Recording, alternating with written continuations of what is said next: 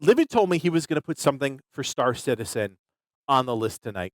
And, you know, listen, there's a lot of behind the scenes with Star Citizen and myself and Livid. Livid is a diehard Star Citizen guy. He is. He just is. I am not a Star Citizen guy. I'm not a guy who appreciates games that have been in development for a long time, who have strung their players along. But I promised him I would watch this trailer and react to it. So here I am. That is my job as the Legacy Gaming Reacts guy, I suppose. So this is the Inside Star Citizen Alpha 4.0 patch report. Okay, first note, the fact that we are still in alpha after 10 years. What do you want me to say, Liv? What do you want me to say, bro? Like, it's still an alpha. It's 10 years. It's still in an alpha. Anyways, here we go. Let's check it out.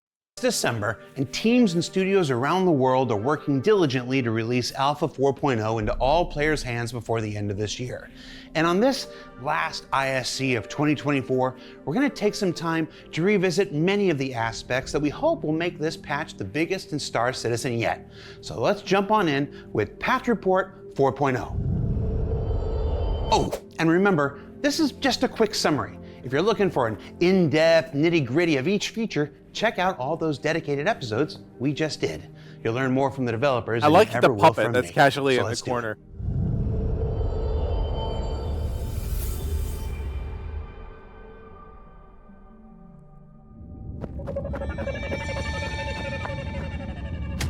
Oh!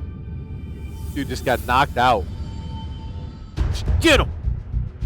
It's hard to pick the most important element of Star Citizen Alpha 4.0, but any conversation must start with the arrival of server meshing, the underlying technology that will increase player capacity and server performance for years to come, with its first iteration allowing for the largest expansion of Star Citizen's universe yet.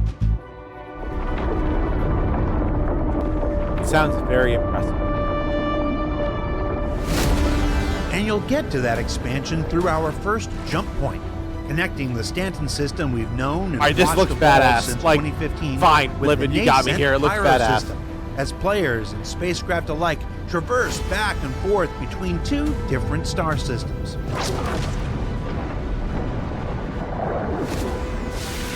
Of course, once you get to the Pyro system, you'll encounter a new array of space stations and asteroid bases, each providing opportunities and challenges galore as you navigate the worlds of Pyro's this feels various like an Outer factions Worlds. This like feels Rough like and a Ready, Fallout or a Starfield. Headhunters, I like this. and the Citizens for Prosperity.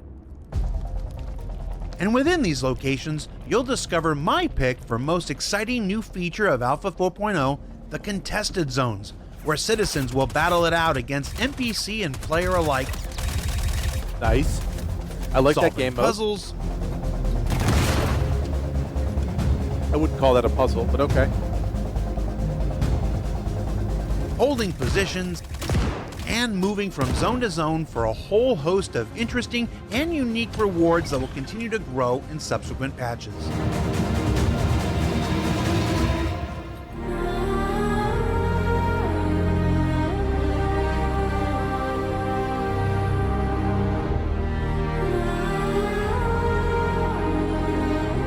They know how to get me hyped up, I'll tell you that much. I'm hyped. Then, when you're ready to I'm explore properly hyped. further, the planets and moons of Pyro offer 11 new terrestrial locations full of adventure and commercial advantage aplenty, with its 6 planets and 5 moons playing host to a variety of encounters to discover in settlements independent, outlaw, and derelict alike. Junkyards where new mission types can be found, and even farms for those looking for a more peaceful life. And within and around those points of interest, you might encounter one of Star Citizen's growing library of creatures, with the addition of multiple quasi-grazer variants, the not quite domesticated Copion in service of their captors, and even the small and diminutive Alaprat. He's saying a lot of words I don't understand. Not gonna lie.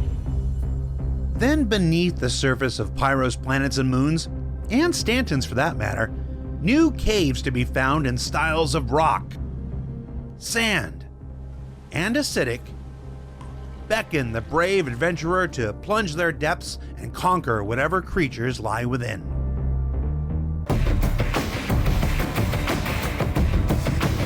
And throughout it all, 4.0 also includes the next major step forward in our ongoing economy overhaul and mission system refactors, with continuing There's adjustments that word, to vehicle components, overhaul. consumable weapons like missiles and torpedoes, fuel prices, mission rewards, and much more. And in nice. FOIP news, those improvements demonstrated at this year's What the CitizenCon heck is FOIP? also arrive in the upcoming Alpha 4.0, including head rotation tracking, camera stabilization, a greater range of motion for big mouths, and overall refinements to the tracking algorithm itself.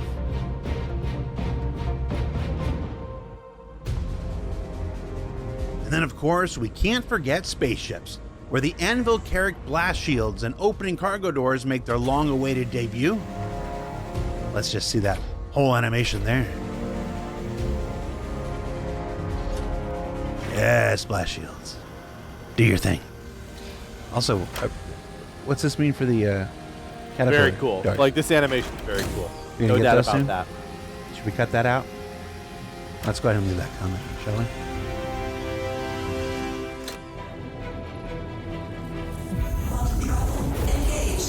Quantum travel gets its next evolution with new variations to acceleration rates, fuel consumption, and maximum speeds based on each quantum drive's grade and class. And of course, we have to mention the legendary Space Wolf itself. The Mirai Guardian makes its That's a presence cool known ship. I and like looks that. to reckon with anyone. It's like a that called TIE it fighter. the Fat Fury in the But past. Star Citizen version. We're just gonna sit quiet and look at the Guardian fly around for a bit. Ooh, I've seen the previs on the trailer. I don't have anything to do with it, but it looks really cool. It's gonna be a good trailer when it comes.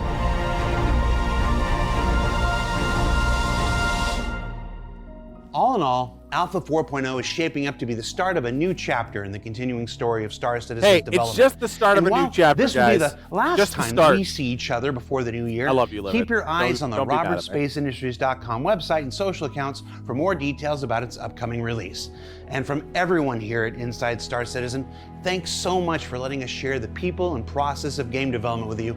Enjoy your holidays. Spam John Crew with jalopy for me, and we'll see you all here next year. All right, so look, I'm saying this straight to the camera. I want Star Citizen to be a success. There is a misconception across time and space itself that, like, content creators don't want games to be successful. That is complete and utter nonsense. We love good games. We love them. We want every game to be successful. But the reality is, they can't. Star Citizen looks incredible. There's a lot of really cool things that they're doing that a game like Starfield could not do from a technological perspective, from a time and resources perspective, but it's not a game yet. It's just an alpha. It's Alpha 4.0. You have to laugh at that because it's a game that's been in development for 10 plus years. Star Citizen has to make a move. They have to. They cannot keep overhauling systems. However great they may be, they cannot continue to do that if they want to win over players like me, somebody who identifies as a casual to semi-casual player of games.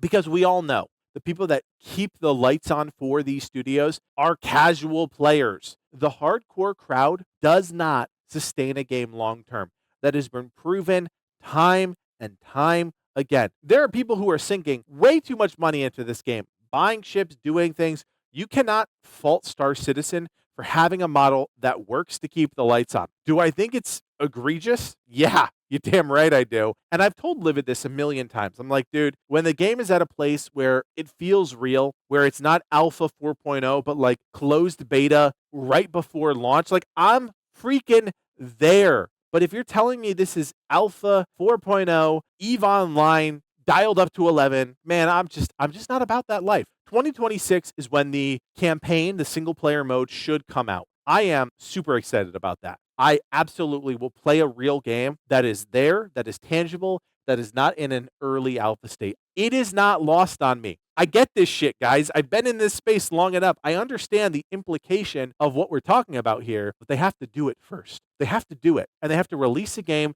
and it has to be successful, and it has to be widely adopted. Just the reality of it.